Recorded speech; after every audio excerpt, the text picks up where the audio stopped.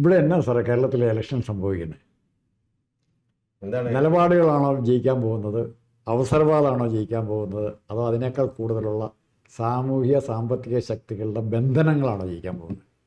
Sir ചോദിച്ച ചോദ്യം 3 വാക്കുകളാണെങ്കിൽ അത് ഭയങ്കര കൺഫ്യൂഷൻ ഉണ്ടാക്കുന്ന അല്ലെങ്കിൽ കുറച്ചും കൂടി എക്സ്പ്ലനേഷൻ ആവശ്യമുള്ള കാര്യമാണ്.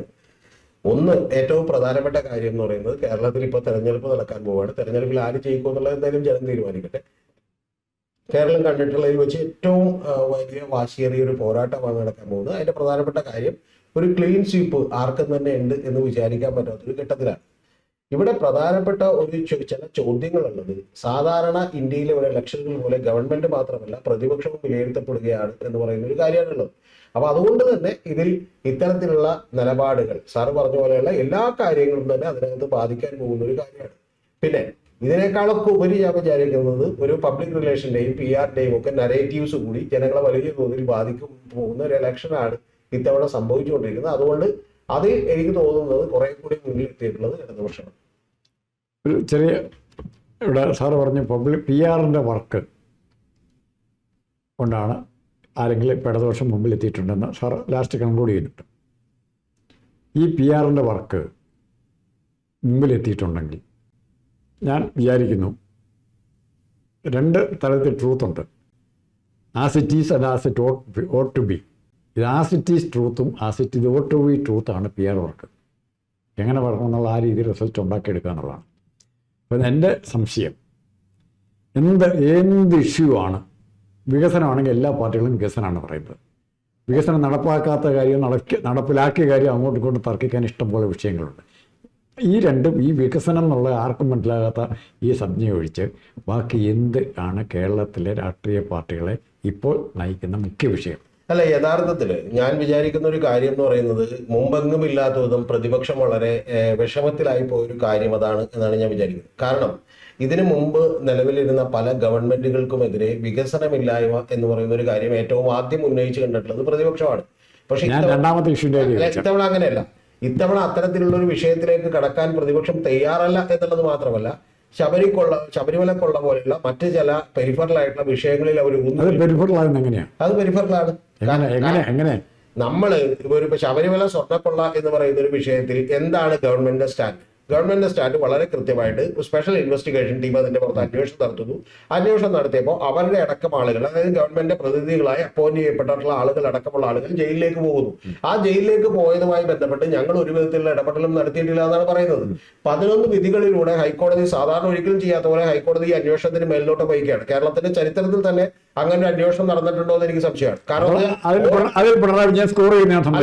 ഓരോ ആഴ്ചകളിലും എന്ത് ചെയ്യുന്നു, വളരെ കൃത്യമായിട്ട് എന്ത് ചെയ്യുന്നു, ഈ പറയുന്ന ഒരു ഇന്ററിം ഓർഡർ അടക്കം സുപ്രീം കോടതി ഹൈക്കോടതി ഇറക്കുകയാണ്. അതായത് ഓരോ തവണയും ഹൈക്കോടതി ഓർഡറുകൾ ഇറക്കിക്കൊണ്ടിരിക്കുകയാണ്. അങ്ങനെ ഓർഡറുകൾ ഇറക്കുകയും ചില ആളുകളെ എന്തുകൊണ്ടാണ് അറസ്റ്റ് ചെയ്യാത്തത് എന്ന് എന്റെ ഈ അന്വേഷണം തുടങ്ങിയപ്പോൾ വെറുതെ പോയി ഹോസ്പിറ്റലിൽ കിടക്കുകയാണെന്ന് പറയുന്ന പോലെയുള്ള വിമർശനങ്ങൾ സിംഗിൾ ജഡ്ജിയുടെ കയ്യിൽ നിന്നുണ്ടാവുന്നു. മറ്റേത് 2 ജഡ്ജിമാരുടെ കയ്യിൽ നിന്ന് ഇത് കൃത്യമായിട്ടുള്ള മേൽനോട്ടം നടക്കുന്നു. അപ്പൊ അത്തരത്തിലുള്ള ഒരു അന്വേഷണം നടക്കുകയാണ്. ആ അന്വേഷണം നടന്നതുമായി ബന്ധപ്പെട്ട് ഏറ്റവും ആദ്യമേ തന്നെ ശരിക്കും CPM-ഉം അതുപോലെ ഗവൺമെന്റും ഒരു പ്രതിരോധത്തിലായിരുന്നുവെങ്കിൽ അതിനുശേഷം ചില ചോദ്യങ്ങൾക്ക് ഉത്തരം പറയാത്തതുകൊണ്ട് പിന്നെ അത് UDF-ലേക്കും അതുപോലെ തന്നെ ഈ തന്ത്രിയിലേക്കും ഒക്കെ നീങ്ങുന്ന ഒരു കാഴ്ചയാണ് നമ്മൾ കണ്ടത്. നമ്മുടെ പ്രധാനപ്പെട്ട വിഷയം എന്ന് പറയുന്നത് ശബരിമല സ്വർണ്ണക്കൊള്ള നിങ്ങൾ ഉയർത്തിക്കോളൂ. എന്റെ വിഷയം ഞാൻ പറഞ്ഞത് ശബരിമല സ്വർണ്ണക്കൊള്ള കൊള്ള എന്ന് പറയുന്ന ഒരു സർക്കാരിന്റെ നിയന്ത്രണത്തിലുള്ള സ്ഥലത്ത് കൊള്ള നടക്കുക എന്ന് പറഞ്ഞാൽ അത് സർക്കാരിന്റെ പരമമായ കഴിവുകേടാണ്. അതിനപ്പുറം ആ കഴിവുകേടിനെ കുറിച്ച് ഞാൻ പറഞ്ഞു. അല്ല, ആ കഴിവുകേട് ഉണ്ട് എന്നുള്ളത് നമ്മൾ സമ്മതിക്കുന്നു. തീർച്ചയായിട്ടും അത്തരത്തിൽ ഇപ്പൊ ദേവസ്വം ബോർഡ് എന്ന് പറയുന്നത് ഒരു ഓട്ടോണമസ് ബോഡിയാണ്. ലീഗലി പല ന്യായീകരണങ്ങളൊക്കെ പറയാം. പക്ഷെ ഞാൻ വിചാരിക്കുന്നത് ധാർമ്മികമായി ഗവൺമെന്റ് അതിന്റെ പുറത്ത് വലിയ ഉത്തരവാദിത്വമുണ്ട്. പക്ഷെ ആ ഉത്തരവാദിത്വം ഉള്ളപ്പോൾ പോലും നമുക്ക് പ്രധാനപ്പെട്ട ഒരു കാര്യം കൂടി ഉണ്ട്. കാരണം ഈ ശബരിമല അന്വേഷണവുമായി ബന്ധപ്പെട്ട് എങ്ങനെയാണ് ഈ പറയുന്ന പോറ്റി ഈ നാട്ടിലേക്ക് വന്നത് എന്നുള്ളതും ഇതിപ്പോ മാത്രം 2019 മാത്രം നടന്ന ഒരു സംഭവമാണോ? അതിനു മുമ്പ് പാത്രങ്ങളടക്കം 1,87,00,000 രൂപയുടെ പാത്രങ്ങളടക്കം അഴിമതി നടത്തിയത് ആരാണ്? അതിന് മുമ്പ് നടന്നിട്ടുള്ള അഴിമതികൾ എന്താണ്, അജയ് തറയിൽ അടക്കമുള്ള ആളുകളുടെ പേര് വന്നത് എങ്ങനെയാണ്, ഇത്തരം പ്രശ്നങ്ങൾ അവിടെ ഒരു കുത്തഴിഞ്ഞ സംവിധാനമായിരുന്നു നിലനിൽക്കുന്നത്. അതിൽ നിന്ന് ഒരു ഗവൺമെന്റും മുക്തമല്ല എന്നാണ് ഞാൻ വിചാരിക്കുന്നത്. ഒരു മിനിറ്റ്, ഞാൻ ഇവിടെ നിന്ന് ഏറ്റവും ആദ്യം ശബരിമല സ്വർണ്ണക്കൊള്ള ചർച്ച ചെയ്യുമ്പോൾ തന്നെ ഞാൻ ഗൗതം കൃഷ്ണയോട് പറഞ്ഞൊരു വാചകമുണ്ട്. ആ വാചകം എന്താ വെച്ചാൽ, ഇത് ഗൗതം കുറച്ച് കഴിയുമ്പോൾ നോക്കിക്കോ ഇത് വലിയ തിരിച്ചടിയായി മാറും. കാരണം എല്ലാ കാലത്തും അവിടെ അഴിമതി നടന്നിട്ടുണ്ട്. ഞാൻ അവിടെയുള്ള ഏറ്റവും പ്രധാനപ്പെട്ട ഒരു ഉദ്യോഗസ്ഥനോട് സംസാരിക്കുമ്പോൾ ഞാൻ ഞെട്ടിപ്പോയൊരു കാര്യമുണ്ട്. ഞാൻ സാറിനോട് പറയുന്നത്, അരവണ പായസം ഞാൻ ഒരു തവണ മേടിച്ചപ്പോൾ ശർക്കര കട്ടയായിട്ടിരിക്കുകയാണ്. എനിക്ക് ഭയങ്കര ഇഷ്ടമുള്ള പായസമാണ്, ആര് പോയാലും എനിക്ക് കൊണ്ടുവന്നേരാൻ പറയുന്നതാണ്.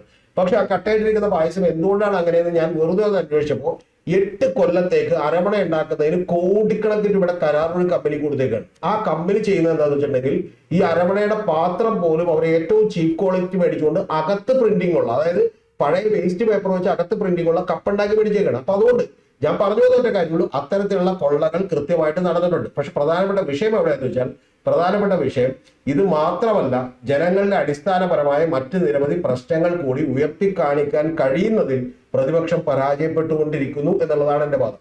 ഇത് പ്രതിപക്ഷം പരാജയപ്പെടുകയോ ജയിക്കുകയോ ഇല്ലയോ എന്നുള്ള രണ്ടാമത്തെ കൺസേൺ. ജനങ്ങൾ അനുഭവിക്കുന്നത് എന്താണെന്നുള്ളതാണ്. അതാ ഞാൻ അനുഭവിക്കുന്ന സത്യം, ആ സത്യമാണ് എൻ്റെ മുമ്പിലുള്ളത്. ആ സത്യം പ്രതിപക്ഷം പറയുന്നതിനോട് അനുകൂലിച്ച് നിൽക്കുമെങ്കിൽ ഞാൻ അതിനെ അനുകൂലിക്കും. പിണറായി വിജയൻ പറയുന്നതിനോട് അനുകൂലിക്കുമെങ്കിൽ ഞാൻ അതിനെ അനുകൂലിക്കും, ശരിയാണെന്നുണ്ടെങ്കിൽ. മറിച്ച് അനുഭവിക്കുന്ന അനുഭവ സത്യത്തെ നമ്മൾ വ്യാഖ്യാനങ്ങൾ കൊണ്ട് നമുക്ക് മൂടാൻ പറ്റിയല്ല. ഇപ്പോൾ ഞാൻ ഉദാഹരണം, PSC റാങ്ക് ലിസ്റ്റിലുള്ളവൻ, എനിക്കറിയാം, കൃത്യമായിട്ട് അറിയാം, ഇഷ്ടം പോലെ 1ാം റാങ്കും 2ാം റാങ്കും കിട്ടിയവൻ തെണ്ടിത്തിരിഞ്ഞ് വഴിയെ കൊണ്ട് നടക്കുമ്പം ഇവിടെ ടെമ്പററി ആയിട്ടുള്ളവരെ സ്ഥിരപ്പെടുത്തുന്ന നിയമം വരിക എന്ന് പറഞ്ഞാൽ ആ ഗവൺമെന്റിനെ ഞാൻ എന്താ വിളിക്കേണ്ടത്? സാർ പറ, ആ കൊള്ളക്കാരുടെ ഗവൺമെന്റ് എന്നാണോ വിളിക്കേണ്ടത്? നമ്മുടെ ഒരു പ്രശ്നം എന്താണെന്ന് വെച്ചാൽ സാറേ ഇതാണ്. കാരണം എന്ന് വെച്ചാൽ എല്ലാ ബഹുമാനത്തോടു കൂടി ഞാൻ സാറിനോട് പറയുന്നു, ഇതിന് പിന്നിൽ നിങ്ങൾക്ക് എന്താണ് ഒരു കണക്കുകളുള്ളത്, എന്താണ് ഒരു ഫാക്ട്സും ഫിഗേഴ്സും ഉള്ളത്? ഞാൻ പറയാം, ഇന്ത്യയിൽ ഈ പറയുന്ന പോലെ PSC നിയമനങ്ങളുടെ കാര്യത്തിൽ ഇന്ത്യയിൽ കേരളത്തിലുള്ള മറ്റു സംസ്ഥാനങ്ങളുമായി അല്ല പറഞ്ഞോട്ടെ നിങ്ങൾ അസഹിഷ്ണുത കാണിക്കട്ടെ. ഏറ്റവും കൂടുതൽ നിയമനം നടത്തിയ ഒരു സർക്കാരാണ് ഒന്ന്. ഇനി രണ്ടാമത്തെ കാര്യം, കേരളത്തിലുള്ള മുൻ സർക്കാരുകളുമായി ബന്ധപ്പെട്ട് നോക്കിയാൽ പോലും ഏറ്റവും കൂടുതൽ നിയമനം PSCയുടെ കാര്യത്തിൽ നടത്തിയിട്ടുണ്ട് ഈ സർക്കാർ.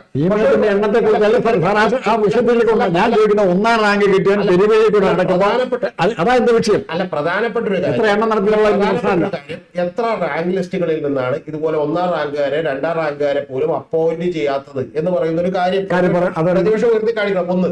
രണ്ടാമത്തത്, എത്രമാത്രം പ്രതിപക്ഷം ഉയർത്തി കാണിക്കാത്തതുകൊണ്ടാണോ സാർ ഇങ്ങനെ ശരിയാണ് പത്രങ്ങളിലൊക്കെ വന്നില്ലേ പ്രതിപക്ഷ എവിടെ കണക്കെവിടെ? എന്റെ ഒരു കണക്കില്ല. ഞാൻ വളരെ വിശദമായി പരിശോധിച്ചാണ് കാര്യം. സാറ് പറയുന്നത് ഇപ്പൊ നാളെ താൽക്കാലിക ജീവനക്കാരെ എന്ത് ചെയ്തു? സ്ഥിരപ്പെടുത്തി. താൽക്കാലിക ജീവനക്കാരെ സ്ഥിരപ്പെടുത്തുന്നത് എല്ലാ ഗവൺമെന്റുകളും ഏറ്റവും ലാസ്റ്റ് ഈ പറഞ്ഞ ഒരു കടുംപെട്ട് തീരുമാനം പോലെയൊക്കെ ചെയ്യാറുണ്ട്. ഞാനത് വേണമെങ്കിൽ അതിന്റെ ഗുണഫലം അനുഭവിക്കേണ്ടടുത്താണ്, ഞാനത് അനുഭവിക്കാതെ പോയതാണ്. അത് നിൽക്കട്ടെ. ഞാൻ പറഞ്ഞ പ്രധാനപ്പെട്ട കാര്യം എന്താ വെച്ചാൽ, ഇത്തരത്തിലുള്ള ഒരു കാര്യം വളരെ സ്പെസിഫിക്കലി ഇത്രത്തോളം വരുന്ന താൽക്കാലിക നിയമനങ്ങൾ നിങ്ങൾ സ്ഥിരപ്പെടുത്തുകയും ഇത്രത്തോളം 16ഓളം വരുന്ന റാങ്ക് ലിസ്റ്റുകളിൽ ഒരു അപ്പോയിന്റ്മെന്റ് പോലും നടത്തുകയും ചെയ്തിട്ടില്ല എന്ന് വളരെ കൃത്യമായി ചൂണ്ടിക്കാണിക്കുകയും നിയമസഭയിലടക്കം നമ്മുടെ ശമ്പളം മേടിച്ചുകൊണ്ട് ഇത് ഈ പറഞ്ഞ ഗവൺമെന്റിനെതിരെ വിമർശനം ഉന്നയിക്കുകയും ചെയ്യേണ്ടതുണ്ട്.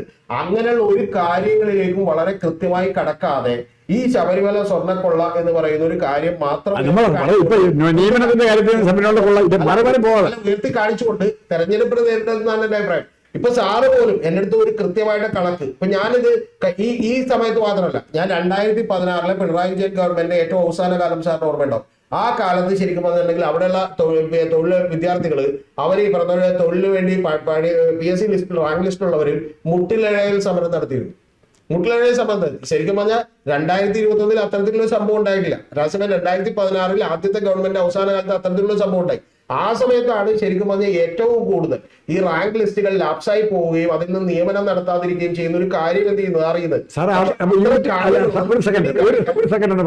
U to have done it എന്നുള്ള ലോജിക്ക്, അതായത് നിങ്ങൾ അത് ചെയ്തില്ലേ എന്നുള്ള ലോജിക്ക് പറഞ്ഞാൽ പക്ഷെ പ്രധാനപ്പെട്ട കാര്യം നമ്മുടെ മുമ്പിലേക്ക് ഫാക്ട്സും ഫിഗേഴ്സും എത്തിക്കണം എന്നുള്ളതാണ് എനിക്ക് പറയാനുള്ളത്. ഞാനിത് 2016 ഈ മുട്ടിലഴയിൽ സമരം നടന്നപ്പോൾ ഞാൻ തിരുവനന്തപുരത്തുണ്ട്. ഞാൻ അവിടെ സത്യം പറഞ്ഞ സാർ അറിയേണ്ടത്, ഞാനൊരു 5-ലധികം വരുന്ന അവരുടെ നേതാക്കന്മാരെ കണ്ട് വളരെ കൃത്യമായിട്ടുള്ള കണക്കുകൾ എവിടെന്നെങ്കിലും കിട്ടുമോ എന്ന് അന്വേഷിച്ച ഒരാളാണ് ഞാൻ. പക്ഷെ അങ്ങനെ അന്വേഷിക്കുമ്പോൾ പോലും എനിക്ക് മനസ്സിലാവുന്ന ഒരു കാര്യം എന്താ വെച്ചാൽ, ഇവരെല്ലാം വളരെ വികാരപരമായി അതിനെ നേരിടുന്നു എന്നുള്ളതല്ലാതെ ഒരു കാരണവശാലും അവരുടെ കയ്യിൽ പോലും കൃത്യമായിട്ടുള്ള കണക്കുകളില്ല.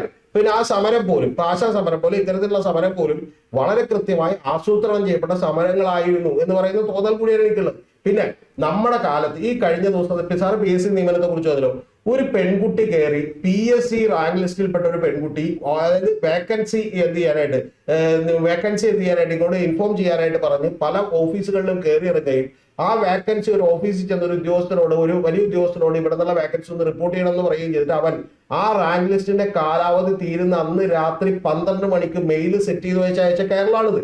അതുകൊണ്ട് തീർച്ചയായിട്ടും അത്തരത്തിലുള്ള ഒരുപാട് പരിമിതികളുണ്ട്, പ്രശ്നങ്ങളുണ്ട്. പക്ഷെ പ്രധാനപ്പെട്ട ഒരു കാര്യം ഞാൻ പറഞ്ഞു വന്നത് ഇത്ര മാത്രമേ ഉള്ളൂ. അത് പറയുമ്പോൾ പോലും നിങ്ങളുടെ മുമ്പിൽ എന്ത് വേണം? കുറെ ഫാക്ട്സും ഫിഗേഴ്സും വേണം.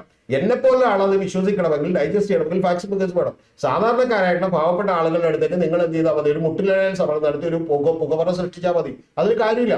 ആ പുകമറ സൃഷ്ടിക്കുന്ന പോലെയുള്ള സമരങ്ങളാണ് ഈ പറയുന്ന പ്രതിപക്ഷമടക്കം ആശാ സമരവും ഈ സമരത്തിന്റെ കാര്യത്തിലൊക്കെ നടത്തിക്കൊണ്ടിരിക്കുന്നത്. അതാണ് ഈ പറഞ്ഞത്. സാറേ, ഇതിൻ്റെ അകത്ത് ബേസിക്കായിട്ട് എനിക്കറിയാവുന്ന കേസ്, പേഴ്സണൽ, എനിക്ക് ആരോടും പേരൊന്നും പറയേണ്ട ആവശ്യം, എനിക്കറിയാവുന്ന ഒരു സത്യം. ഇപ്പോൾ ഇവിടെ നിന്നുള്ള ബസ്സൊക്കെ കയറി കഴിഞ്ഞാൽ, അങ്ങോട്ടുള്ള ബസ്സൊക്കെ കയറി കഴിഞ്ഞാൽ വൈറ്റില ജംഗ്ഷനിൽ ഇറങ്ങാമെന്നും ഇവിടെ നിന്ന് അങ്ങോട്ട് പോകുന്ന ബസ്സൊക്കെ കയറി കഴിഞ്ഞാൽ തമ്മനത്ത് ഇറങ്ങാമെന്നും എനിക്കറിയാം. ഞാൻ അനുഭവിച്ചുകൊണ്ടിരിക്കുന്ന സത്യമാണ്. ഈ സത്യത്തിന് എനിക്കൊരു ഫാക്ടറിയും വേണ്ട, ഫിയറും വേണ്ട, ഒരു MLA സർട്ടിഫിക്കറ്റും വേണ്ട. ഇത് തൊഴിലില്ലാത്ത ചെറുപ്പക്കാർ നമ്മുടെ അയലോക്കത്തുണ്ടെങ്കിൽ റാങ്ക് ലിസ്റ്റ് ഇപ്പം കിട്ടും എന്ന് പറഞ്ഞാൽ ലഡുവൊക്കെ ഫസ്റ്റ് റാങ്ക് കിട്ടിയിട്ടുണ്ട്, ലഡുവൊക്കെ മേടിച്ചുകൊണ്ട് തന്നിട്ട് അവന് കിട്ടിയില്ല എന്ന് പറയുമ്പോൾ അത് അതിൻ്റെ പ്രശ്നം തന്നെയാണ്. അത് അല്ലല്ല, അത് നമ്മൾ എത്ര നിഷേധിച്ചാലും അത് ആ കാര്യത്തിൽ ഇനി കൂടുതൽ നമ്മൾ പോകുന്നില്ല. ഇത്തരം ട്രീറ്റ്മെൻറ്റുകൾ മനുഷ്യത്വരഹിതമായ, ഞാൻ ഒറ്റ വാക്കാ പറഞ്ഞത്, പിണറായി വിജയൻ ഗവൺമെൻറ്റിൻ്റെ ഏക വീക്ക്നെസ്. താജ്മഹൽ പണിതെന്ന് പറഞ്ഞാലും 1000 ട്രെയിൻ ഓടിച്ചെന്ന് പറഞ്ഞാൽ, മോഡി പറഞ്ഞ പോലെ ട്രെയിൻ ഓടിച്ചെന്ന് പറഞ്ഞാൽ അതിനേക്കാളൊക്കെ മനുഷ്യത്വം എന്ന് പറയുന്നത് തൊട്ട് തീണ്ടാത്ത ഒരു ഗവൺമെൻറ്, അതിൻ്റെ നേതൃത്വം കൊടുക്കുന്ന പിണറായി വിജയൻ അത്രയും പോലും മനുഷ്യത്വം ഇല്ല എന്നുള്ളതാണ് എൻ്റെ അനുഭവം കണ്ടെത്തലും. നിങ്ങൾ ഈ പറയുന്ന കാര്യങ്ങളൊക്കെ പറയുമ്പോൾ നിങ്ങളുടെ കയ്യിൽ ഒരു ഫാക്ട്സും, സാറേ സോറി ക്ഷമിക്കണം പറയുന്നതിൽ, ഒരു ഫാക്ട്സും ഫിഗേഴ്സും ഇല്ലാതെ നിങ്ങൾ പറയാണ് മനുഷ്യത്വം തൊട്ട് കിട്ടിയിട്ടില്ലാത്ത, ആർത്തരത്വം തൊട്ട് കിട്ടിയിട്ടില്ലാത്ത, കരുണ തൊട്ട് കിട്ടിയിട്ടില്ലാത്തതൊക്കെയാണെന്ന് നമ്മൾ നമ്മുടെ വ്യക്തിപരമായ നിഗമനങ്ങൾ ആരെക്കുറിച്ച് വേണമെങ്കിലും പറയാം. പറയാം, അല്ലാതെ വ്യക്തിപരം, അല്ലാതെ ഇത് കേരളത്തിലെ ജനങ്ങൾ മുഴുവൻ വിചാരിക്കുന്നതാണെന്ന് ഞാൻ വിചാരിക്കുന്നില്ല. ഇത് എന്റെ പ്രധാനപ്പെട്ട വിഷയം ഒരൊറ്റ കാര്യമേ ഉള്ളൂ.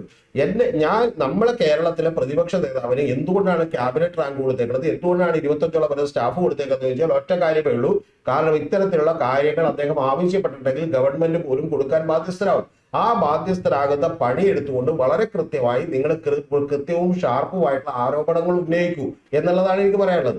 പിന്നെ ഒരു കാര്യം പറയാം, ഞാനിപ്പോ നരേന്ദ്രമോദിയെ എതിർക്കുന്ന ഒരാളാണ്. പക്ഷെ എന്ന് പറഞ്ഞ് നരേന്ദ്രമോദിയുടെ ഭരണത്തെ എതിർക്കുമ്പോൾ തന്നെ പെർ ഡേ 23,000 കിലോമീറ്റർ ഹൈവേ പണിയാണ് എന്ന് പറയുന്ന ഒരു കാര്യം എനിക്ക് എന്ത് ചെയ്യാൻ പറ്റില്ല, എതിർക്കാൻ പറ്റില്ല. അതായത് മൻമോഹൻ സിംഗിന്റെ കാലത്തേക്കാൾ ഏതാണ്ട് 20 ഇരട്ടി ഹൈവേകൾ ഒരു ദിവസം പണിതുകൊണ്ടിരിക്കുകയാണ് എന്ന് പറയുന്ന വസ്തുതയെ മറച്ചു വെച്ചുകൊണ്ട് നമുക്ക് സംസാരിക്കാൻ പറ്റില്ല. ഒരൊറ്റ കാര്യം ഇവിടെ ഉള്ളൂ, പിണറായി സർക്കാർ എന്ന് പറയുന്ന സർക്കാർ ഇവിടെ ഭരിച്ചുകൊണ്ടിരിക്കുമ്പോൾ സാറ് പറയുന്ന പോലെ ഇത്തരത്തിലുള്ള ആരോപണങ്ങൾ മാത്രമേ പറയാനുള്ളൂ. വികസനത്തെ കുറിച്ച് ചർച്ച ചെയ്യാനില്ല. ഞങ്ങൾ ഈ പറയുന്ന പോലെ ബാക്കി അഴിമതിയെ കുറിച്ച് ചർച്ച ചെയ്യാനില്ല. ഞങ്ങൾ ഈ ഗവൺമെന്റിൽ ഒരു മന്ത്രിയുടെ അഴിമതി ആരോപണം പോലും ഉണ്ടായിട്ടില്ല എന്നുള്ള കാര്യങ്ങളെല്ലാം അവരിങ്ങോട്ട് ചോദിക്കുന്ന ഒരു അവസ്ഥയിലേക്കാണ് എത്തിയിരിക്കുന്നത്. അതിന് കാണാതിരിക്കാൻ പറ്റില്ല. ഡിസ്റ്റിലറി കേസല്ല, അഴിമതി ആരോപണമില്ല. MP രാജേഷിന്റെ പേരിലുണ്ടായത് അത് കോടതി കേസായിരിക്കുന്നതിന് ആരോപണമല്ല. ഇപ്പോൾ നടക്കുന്നില്ലല്ലോ, തുടങ്ങിയിട്ട് നിന്നുപോയില്ലേ പാലക്കാട്. അത് ആരോപണമല്ലേ?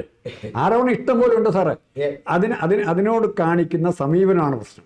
എന്താണ് സാർ ഡിസ്റ്റിലറിയുടെ കേസിലുള്ള ആരോപണം? പാലക്കാട് ഡിസ്റ്റിലറി തുടങ്ങുന്നതിന് എന്തിനാ കോടതി സ്റ്റേ ചെയ്തത്? എന്തിനാ കോടതി ആരോപണമൊന്നുമില്ല, കോടതി എന്തിനാ സ്റ്റേ ചെയ്തത്? വെറുതെ അങ്ങ് ചെയ്തു. കോടതി അത് സ്റ്റേ ചെയ്തു എന്ന് പറഞ്ഞിട്ടുണ്ടെങ്കിൽ കോടതി ഇപ്പൊ ബാബറി മസ്ജിദ് അയോധ്യ കേസിൽ കോടതി വിധി എന്തായിരുന്നു എന്ന് ചോദിച്ചാൽ സാർ അതിനെ അനുകൂലിക്കുന്നുണ്ടോ? എനിക്കറിയില്ല. അല്ല, നമ്മൾ ഫൈനലായിട്ട് അക്സെപ്റ്റ് സാറ് പറഞ്ഞ തന്നെ ഡേറ്റാ.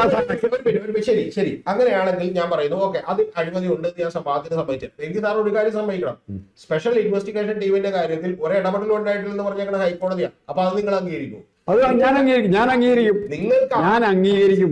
ഇപ്പൊ ഇത്രയും മുമ്പ് സാർ അത് അംഗീകരിച്ചിട്ടുണ്ട്. പറഞ്ഞോട്ടെ, ഞാൻ പറയുന്ന ഒരൊറ്റ കാര്യമുള്ളൂ, ഈ ആരോപണങ്ങൾ ഇപ്പൊ ഹൈക്കോടതി സ്റ്റേ ചെയ്തു എന്നുള്ളത് കൊണ്ട് അതിന്റെ ഏറ്റവും അൾട്ടിമേറ്റ് അതുകൊണ്ട് സ്റ്റേ ചെയ്താൽ പോലും വലിയ ഒബ്സർവേഷൻസും കാര്യങ്ങളൊന്നും ഉണ്ടായില്ല. ഒരു കാര്യം കൊണ്ട് സാർ ശ്രദ്ധിക്കുക, ഇത് നമ്മളെ സംശയാലുവാക്കുന്ന, പിണറായി വിജയനെ സംശയാലുവാക്കി നമ്മുടെ മുമ്പിൽ നിർത്തുന്നത് PP ദിവ്യക്കെതിരായിട്ടുള്ള അന്വേഷണം യാതൊരു കുഴപ്പമില്ല, ക്ലീൻ ചിറ്റ് കൊടുത്ത് PP ദിവ്യ നവീൻ ബാബുവിൻ്റെ കൊലപാതകം എന്നുള്ള വാക്ക് തന്നെ അനുഭവിക്കുന്നു. ഈ PP ദിവ്യക്കെതിരായി പറഞ്ഞു ആരോപണങ്ങൾ ഉണ്ടെങ്കിലും ഇല്ലെങ്കിലും അതിൽ അന്വേഷണ ഉദ്യോഗസ്ഥൻ ശ്രീകണ്ഠാപുരത്താണോ, ശ്രീകണ്ഠാപുരത്ത് സ്ഥാനാർത്ഥിയാണ്, ചെയർമാനായിട്ടില്ല, ആ അന്വേഷണം IPS ഉദ്യോഗസ്ഥൻ ശ്രീകണ്ഠാപുരത്ത് CPM-ൻ്റെ ടിക്കറ്റിൽ മത്സരിക്കുന്നു. PP ദിവ്യ CPM-ൻ്റെ ആള് മത്സരിക്കുന്നില്ല. അപ്പോൾ അത് തന്നെ ഇപ്പോൾ കോടതി രണ്ടാമതും പറഞ്ഞിട്ടുണ്ട്. ഈ നമ്പറുകളെല്ലാം PP ദിവ്യയുടെ ഒഫീഷ്യൽ നമ്പരും അല്ലാത്ത നമ്പരും പരിശോധിക്കണം എന്നുള്ള ഡിമാൻഡ് വന്നിട്ടുണ്ട്. അപ്പോൾ ഇത് ഇങ്ങനെ സംശയത്തിൻ്റെ പുകമറന്ന് സാറ് പറഞ്ഞില്ലേ, ഈ സംശയത്തിൻ്റെ പുകമറയിൽ നിർത്തി ക്രൂരമായ കൊലപാതകങ്ങൾ, മനുഷ്യരെ ഇല്ലാതാക്കൽ, റഷ്യൻ സ്റ്റൈലിൽ ലിക്വിഡേറ്റിംഗ്, ഈ സ്റ്റൈല് സാറേ ഇവിടെ കൊലപാതകങ്ങൾക്ക് പറഞ്ഞാൽ എന്താണെന്ന് എനിക്ക് മനസ്സിലായില്ല. അതോടെ നിൽക്കട്ടെ. ഇപ്പൊ PP ദിവ്യയുടെ കാര്യത്തിലാണെങ്കിൽ നമുക്ക് PP ദിവ്യയുടെ ഓരോ കേസ് ബൈ കേസ് ആയിട്ട് എടുക്കാം. PP ദിവ്യയുടെ കാര്യത്തിൽ എന്താണ് സംഭവിച്ചത്? PP ദിവ്യയുടെ ധാർഷ്ട്യം കൊണ്ടും അവരുടെ ഈ പറഞ്ഞ പോലെ അഹങ്കാരം കൊണ്ടും അവർ വന്നിട്ട് എന്ത് ചെയ്തു, സത്യത സാറിന്റെ ഉള്ളിൽ തട്ടിപ്പോലും സാറിന് അറിയാം, അവരവരുടെ യഥാർത്ഥത്തിൽ ഈ പറയുന്ന പോലെ ഒരു പെട്രോൾ പമ്പ് അനുവദിക്കുന്നതുമായി ബന്ധപ്പെട്ട് അവർ പറഞ്ഞൊരു കാര്യം ചെയ്യാത്തതുകൊണ്ട് ആ ചെയ്യാത്തതിന്റെ പുറത്തുള്ള ഒരു വൈരാഗ്യവും ദേഷ്യവും അവരെന്ത് ചെയ്തു, ആ സംഭാഷണത്തിലൂടെ തീർത്തു. അത് കറക്റ്റാണ്. പക്ഷെ അവര് പോലും, ഞാൻ വളരെ ആത്മാർത്ഥമായി ഞാൻ അവരെ വിമർശിച്ചിട്ടുള്ള ഒരാളാണ്, ഞാൻ അതികഠിനമായി വിമർശിച്ചിട്ടുള്ള ഒരാളാണ്. പക്ഷെ അപ്പം പോലും ഞാൻ വിചാരിക്കുന്നത് അവര് നവീൻ ബാബു എന്ന് പറയുന്ന ഒരാൾ അപ്പം തന്നെ പോയി ആത്മഹത്യ ചെയ്യുമെന്ന് അവർ വിചാരിച്ചിട്ടില്ല. ഒന്ന് നമ്മൾ പക്ഷെ ഇതെല്ലാം പറയുമ്പോഴും പ്രധാനപ്പെട്ട കാര്യം എന്താണെന്നറിയാമോ? CPM എന്ന് പറയുന്ന പാർട്ടിയുടെ കീഴിലുള്ള 5.5 ലക്ഷത്തോളം വരുന്ന ആളുകളും 2.5 ലക്ഷത്തോളം വരുന്ന അനുഭാവികളുമായിട്ടുള്ള ആളുകളിൽ 1, 2, 3 നേതാക്കന്മാരെ കുറിച്ച് ഇത്തരത്തിലുള്ള കാര്യങ്ങളുണ്ട് എന്നുള്ളത് വളരെ കൃത്യമായി നമ്മൾ പറയുമ്പോൾ പോലും അത് മൊത്തത്തിൽ ഈ പറയുന്ന പോലെ പിണറായി സർക്കാരിന്റെ മുഴുവൻ ദോഷമുണ്ടാക്കാൻ പോകുന്ന ഒരു കാര്യം എന്താണ് എന്നുള്ളത് പറയാൻ നമുക്കാകുന്നില്ല. ഒന്ന്. ഇനി രണ്ടാമതൊരു കാര്യം പറയാം. കേരളത്തിൽ സാറൊന്ന് അന്വേഷിച്ച് നോക്കണം, ആത്മഹത്യ പ്രേരണ കുറ്റം എന്ന് പറയുന്ന ഒരു കുറ്റം ചാർത്തപ്പെട്ട എത്ര പേര് എന്ത് ചെയ്യും, ശിക്ഷിക്കപ്പെടുമെന്ന് ചോദിച്ചാൽ അത് ശിക്ഷിക്കപ്പെടാതിരിക്കാനായിട്ട് ഏതെങ്കിലും ഒരു ഉദ്യോഗസ്ഥന്റെ കഴിവൊന്നും വേണ്ടതില്ല. കാരണം അത് ഗൂഢാലോചനയോ ഈ ആത്മഹത്യ പ്രേരണ കുറ്റമോ ഒക്കെ തന്നെ തെളിയിക്കുക എന്ന് പറയുന്നത് അങ്ങേയറ്റമായിട്ടുള്ള കാര്യമാണ്. കാരണം എന്താണെന്ന് വെച്ചിട്ടുണ്ടെങ്കിൽ നവീൻ ബാബുവിന്റെ കേസിൽ കൂടെയുള്ള പ്രധാനപ്പെട്ട കാര്യം വെച്ചാൽ നവീൻ ബാബു ഈ പറഞ്ഞ കാര്യങ്ങൾ കൊണ്ടുണ്ടായിട്ടുള്ള മാനസിക വ്യഥ മൂലമാണ് ആത്മഹത്യ ചെയ്തത് എന്നുള്ളത് പറയണം. അതിനുവേണ്ടി ഒരു കുറിപ്പില്ല. കുറിപ്പുണ്ടെങ്കിലാണ് സാറിനെ കുറച്ച് ഫോൺ സംഭാഷണമില്ല അത് റിക്കവർ ചെയ്യാൻ പറ്റുന്ന പോലീസിന് അല്ല, അതൊക്കെ സ്വാഭാവികമായിട്ടും അതിനെ എന്ത് ചെയ്യും, നമുക്ക് ഞാൻ അവരെ ന്യായീകരിക്കുന്നൊന്നുമില്ല. ശരിക്കും പറഞ്ഞാൽ അവരെ പാർട്ടി ആ ദിവസങ്ങളിൽ തന്നെ പുറത്താക്കേണ്ടതാണ്. പാർട്ടി വന്നിട്ടുണ്ട് കൗൺസിലിലേക്ക് വന്നിട്ടുണ്ട്. അപ്പൊ അതൊക്കെ എന്ത് ചെയ്തു, പാർട്ടി നടപടികൾ എടുത്തു. 5.5 ലക്ഷത്തോളം എന്ന പാർട്ടി മെമ്പർമാർ ദിവ്യയുടെ പോസ്റ്റിൽ തന്നെ ഞാൻ വിചാരിക്കുന്നത് ഒരു 10,000-ഓളം പേര് കേരളത്തിലുണ്ട്. അത്തരത്തിലുള്ള ആളുകളിൽ 1-2 ആളുകൾക്ക് മിസ്റ്റേക്ക് പറ്റും. ഇനി ഞാൻ വേറെ കാര്യം കൂടി പറയാം. എന്റെ വിശ്വാസം എന്താ വെച്ചാൽ 1-2 പേർക്ക് എല്ലാ മിസ്റ്റേക്ക് പറ്റിയേക്കണെന്നാ. ഇപ്പൊ ഉദാഹരണത്തിന് മുസ്താഫർ അഹമ്മദ് എന്ന് പറയുന്ന ഒരാള് ഈ കോഴിക്കോട് കോർപ്പറേഷൻ മേയറായിരിക്കാൻ പോകുന്ന ആള് തോറ്റു. യഥാർത്ഥം ഇത് തന്നെയാണ് പ്രശ്നം. അപ്പൊ ഇത്തരത്തിൽ യഥാർത്ഥത്തിൽ CPM-ന് കഴിഞ്ഞ ലോക്കൽ ബോഡികളിൽ എന്തുകൊണ്ട് അടികിട്ടിയെന്ന് വെച്ചാൽ ഞാൻ വിചാരിക്കുന്നത് ഇത്തരത്തിലുള്ള ഒരു ലോക്കൽ ഇൻകം ആന്റി ഇൻകം കാര്യങ്ങളൊക്കെ നമ്മൾ സമ്മതിക്കുന്നു. ഇനി ചർച്ച ഇവിടെ നിർത്താമെന്ന് സാർ പറയുന്നത് സാറ് കിട്ടേണ്ടത് കിട്ടിയെന്ന് വെച്ചിട്ട് അതുകൊണ്ടല്ല. പക്ഷെ അതുകൊണ്ട് ഒരു പാചകം കൂടി എനിക്ക് ചേർത്തത്. അതിന് പ്രധാനപ്പെട്ട കാര്യം ഇതൊക്കെ പറയുമ്പോഴും പിണറായി സർക്കാരിന്റെ പെർഫോമൻസിനെ നിങ്ങൾ വിലയിരുത്തുമ്പോൾ സ്വാഭാവികമായിട്ടും താരതമ്യേന ഭേദപ്പെട്ട ഒരു സർക്കാരായിരുന്നു എന്ന് പറയാതെ നമുക്ക് എന്ത് ചെയ്യാൻ പറ്റില്ല, അത് നിർത്താൻ പറ്റില്ല. അതിന്റെ പ്രധാനപ്പെട്ട കാര്യം കിഫ്ബി വഴി 1 ലക്ഷം കോടി രൂപയുടെ വികസനമടക്കം നിരവധി കാര്യങ്ങളടക്കം, വയനാട്ടിലെ തുരങ്കപാത അടക്കം, അല്ലെങ്കിൽ ഈ പറയുന്ന പോലെ വയനാട്ടിലെ പുനരധിവാസം അടക്കമുള്ള കാര്യങ്ങൾ. വയനാടിന്റെ പുനരധിവാസം എന്നൊക്കെ പറയുന്നത് ഞാൻ പറയുന്നത് കേരളത്തിന്റെ ചരിത്രത്തിൽ ഇന്നവരെ നടക്കാത്തൊരു പുനരധിവാസമാണ്.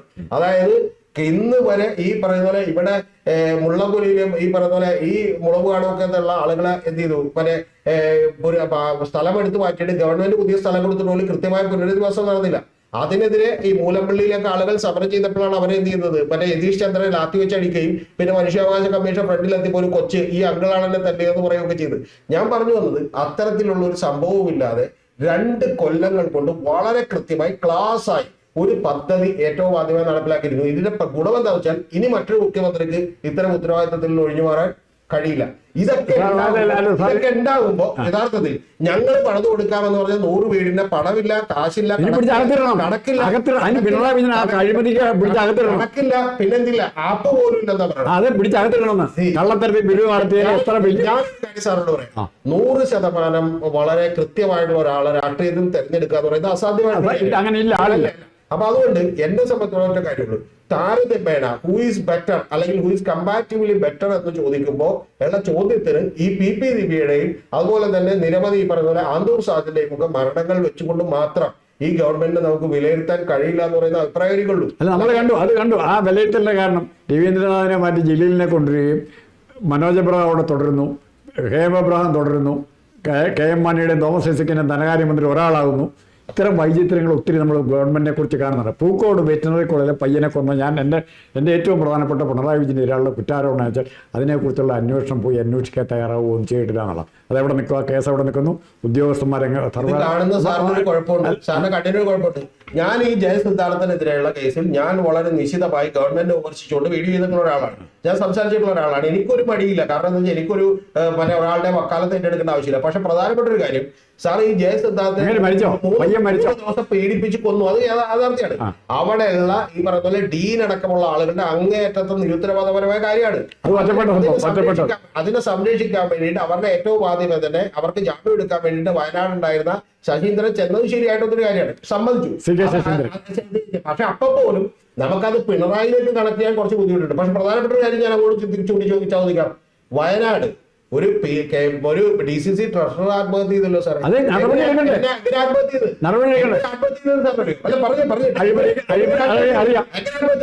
സ്വന്തം മെന്റലി ഈ പറഞ്ഞ പോലെ ചെറിയ അസുഖമുള്ള ഈ പറഞ്ഞ പോലെ സ്വന്തം പയ്യൻ എന്ത് ചെയ്തിട്ട് വിഷം കൊടുത്തിട്ട് 10-40 കൊല്ലം ഒരു പാർട്ടിയിൽ വർക്ക് ചെയ്ത ഒരാളും വിഷം കൊടുത്തിട്ട് എന്ത് ചെയ്യാണ്, ആത്മഹത്യയാണ്. ആ ആത്മഹത്യ ചെയ്യുമ്പോൾ അത് ഈ പറഞ്ഞ പോലെ സാറക്കടക്കം സപ്പോർട്ട് ചെയ്ത ഒരു പാർട്ടിയിൽ കാര്യത്തുള്ള ഒരാളാണെങ്കിൽ ഞാൻ തിരിച്ചു വയ്ക്കുന്നു, നിങ്ങളൊക്കെ ഗവൺമെന്റ് നടപടിയിൽ അതുള്ള അവിടെ കിട്ടെ, ഗവൺമെന്റ് ഇപ്പൊ അന്വേഷണത്തിലാണ്. അതിന്റെ പ്രതിയായിട്ടുള്ള IC ബാലകൃഷ്ണൻ ഇവിടെ സ്ഥാനാർത്ഥിയായിട്ട് മത്സരിക്കുകയാണ്, മനസ്സിലായോ? IC ബാലകൃഷ്ണൻ സ്ഥാനാർത്ഥി കൊടുത്തേക്കാണ്. ഞാൻ ചോദിക്കുന്ന ഒരു ചോദ്യം, ഇതിൽ ആരാണ് ബെറ്റർ എന്നുള്ളത് കേരള സമൂഹം എന്ത് ചെയ്തിട്ട് തിരിച്ചറിയട്ടെ. എനിക്ക് ഒരു പക്ഷപാതത്വം ഇല്ലാത്തതുകൊണ്ട് അത് വ്യത്യാസമുണ്ട്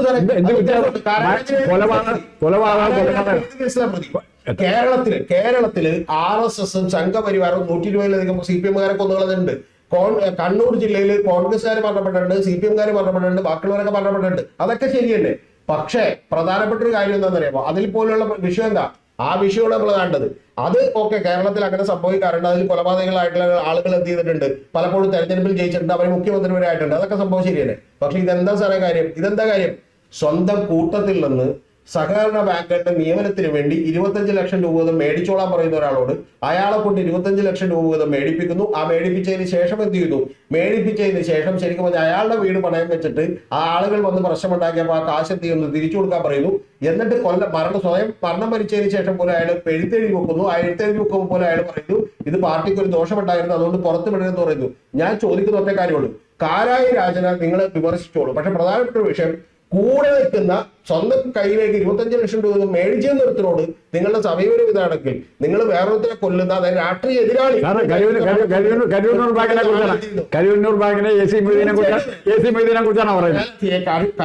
ഇതെന്താ സാറ് സംസാരിക്കാത്തത്? ഈ DCC ട്രഷറുടെ കാര്യം സാർ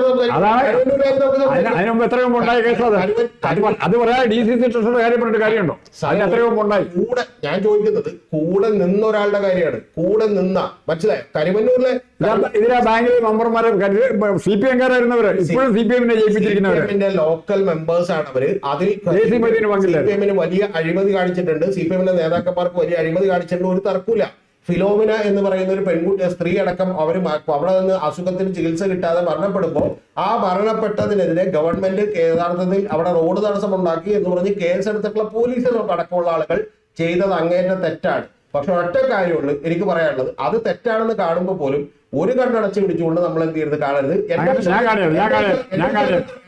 ഉള്ളൂ ഇവിടെ എന്ത് ചെയ്യുന്നു, ചോട്ടാ രാജൻ എന്ത് ചെയ്യുന്നു, മരിക്കുന്നു എന്ന് പറയുന്നത് ചോട്ടാ രാജനേക്കാൾ ബെറ്റർ ദാവൂദ് ഇബ്രാഹിമാണ് എന്ന് നിങ്ങൾ പറയുന്നത്. അല്ലല്ല, IC ബാലകൃഷ്ണനെയും AC മൊയ്തീനെയും രണ്ടുപേരും മത്സരിപ്പിക്കരുതെന്ന എന്റെ അഭിപ്രായം. സാറേ AC മൊയ്തീന്റെ തെറ്റെന്താ? ഇപ്പോഴത്തെ സ്ഥാനാർത്ഥിയാണ് AC മൊയ്തീനെ സത്യത്തിൽ അവിടെ കണക്ട് ചെയ്യാൻ നിങ്ങൾക്ക് ഇപ്പോഴും ഒരു കാര്യമില്ല. അവിടെയുള്ള ലോക്കൽ കമ്മിറ്റി മെമ്പർമാരും ലോക്കൽ കമ്മിറ്റി സെക്രട്ടറിമാരെയും നിങ്ങൾക്ക് നേരിട്ട് കണക്ട് ചെയ്യാം. അവർ കൃത്യമായി തന്നെ അവരുടെ ചില സൂപ്പർ മാർക്കറ്റുകൾ എന്ത് ചെയ്തിട്ടുണ്ട്, AC മൊയ്തീൻ വന്ന് ഉദ്ഘാടനം ചെയ്തിട്ടുണ്ട്. ഈ പണം എടുത്തു എന്ന് പറയുന്ന മൊഴിയുണ്ട്. ആ മൊഴിയുടെ കേസിൽ പോലുള്ള പ്രധാനപ്പെട്ട വിഷയം എന്താണെന്നറിയാമോ, അത് അന്വേഷിക്കുന്നത് കേന്ദ്ര ഈ പറഞ്ഞ പോലെ ഏജൻസികളാണ്. അപ്പൊ അത്തരം ഏജൻസികൾ അന്വേഷിച്ചോട്ടെ. ഞാൻ പറയുന്നത് അന്വേഷിച്ച് അദ്ദേഹം കുറ്റവാളിയാണെങ്കിൽ ശിക്ഷിക്കപ്പെട്ടാലൊന്നും എനിക്ക് വിരോധമില്ല. പക്ഷെ പ്രധാനപ്പെട്ട ഒരു കാര്യം എന്ന് പറയുന്നത്, ഒരു കുടുംബത്തിന്റെ ആ കുടുംബത്തോട് തെറ്റ് ചെയ്തു എന്ന് മനസ്സിലാക്കി അവരുടെ കടബാധ്യതയായിരുന്ന 87 ലക്ഷം രൂപ അടച്ചു തീർന്ന പാർട്ടിയുടെ പേര് കോൺഗ്രസ് എന്നാണ്. ആ കോൺഗ്രസ് എന്ന് പറയുന്ന പാർട്ടി ആടെ എന്ത് ചെയ്തത്, IC ബാലകൃഷ്ണൻ മാറ്റിയിരുത്തട്ടെ. എനിക്ക് ശിക്ഷിക്കണമെന്നൊന്നും അധികാരമില്ല.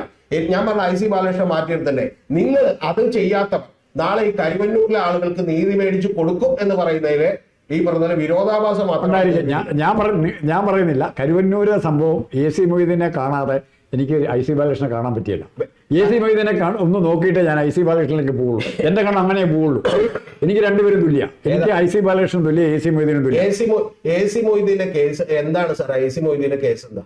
AC മൊയ്തീന്റെ പേരിലുള്ള ചാർജ് എന്താ? അവിടെ എല്ലാത്തിനും ഉത്തരവാദിത്വം പുള്ളിക്ക് അങ്ങനെ എങ്ങനെയാണ് സാർ ലീഗലി അതിനൊരു ഉത്തരവാദിത്വം വരിക? AC മൊയ്തീൻ അതിന്റെ ലീഗലി ഒരു സ്ഥാനം വഹിച്ചിട്ടില്ല. ഉള്ളത് ഒരു മൊഴി മാത്രമാണ്. ആ മൊഴിയിൽ എന്താണ് ഈ പറയുന്ന പണം എത്തിയിട്ടുണ്ട്, AC മൊയ്തീനെ കൊടുത്തിട്ടുണ്ട് എന്ന് പറയുന്ന ഒരു കാര്യമാണ്. ആ പണം എത്രയാണ് എന്നുള്ളതിൽ പോലും ഒരു കാര്യമുണ്ട്. ഞാൻ ചോദിക്കുന്നത് വളരെ ലളിതമായിട്ടുള്ള ചോദ്യമാണ്. ഇത് AC മൊയ്തീന് മാത്രം കാര്യത്തിലല്ല. ഇപ്പൊ മറ്റേ CPIയുടെ ഒരു നേതാവായിരുന്ന മിൽമയുടെ ചെയർമാനായിരുന്ന അദ്ദേഹം എന്ത് ചെയ്തിട്ടുണ്ട്? ഈ പറയുന്ന തിരുവനന്തപുരത്ത് ഇത്തരം പ്രശ്നം ഉണ്ടായിട്ടുണ്ട്. ആ പ്രശ്നങ്ങളെ കുറിച്ച് ബാസുരനെ കുറിച്ച് ആ പ്രശ്നങ്ങളെ കുറിച്ച് എനിക്ക് വളരെ വ്യക്തമായ നിലപാടുള്ള ഒരാളാണ്.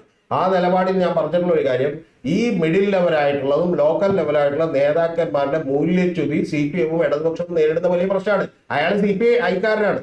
ആ CPI കാരൻ നേരിടുന്ന വലിയ പ്രശ്നമാണ്. പക്ഷെ പ്രധാനപ്പെട്ട ഒരു കാര്യമുണ്ട്. ആ പ്രധാനപ്പെട്ട കാര്യം എന്താ വെച്ചാൽ ഇതൊക്കെ പറഞ്ഞുകൊണ്ട് നമ്മൾ അവരങ്ങോട്ട് മാറ്റിയേക്കാം. അതായത് അവരുടെ ലോക്കൽ നേതാക്കന്മാരാണ് ഈ പ്രശ്നം ചെയ്തിട്ടുള്ളത്, അവരങ്ങോട്ട് മാറ്റിയേക്കാം എന്ന് പറയുമ്പോൾ നിങ്ങളുടെ MLA മാർ കൂടുതൽ അവർ കൊടുത്തിട്ടുള്ള പണിയാണ് ഞാൻ ഈ പറഞ്ഞത്.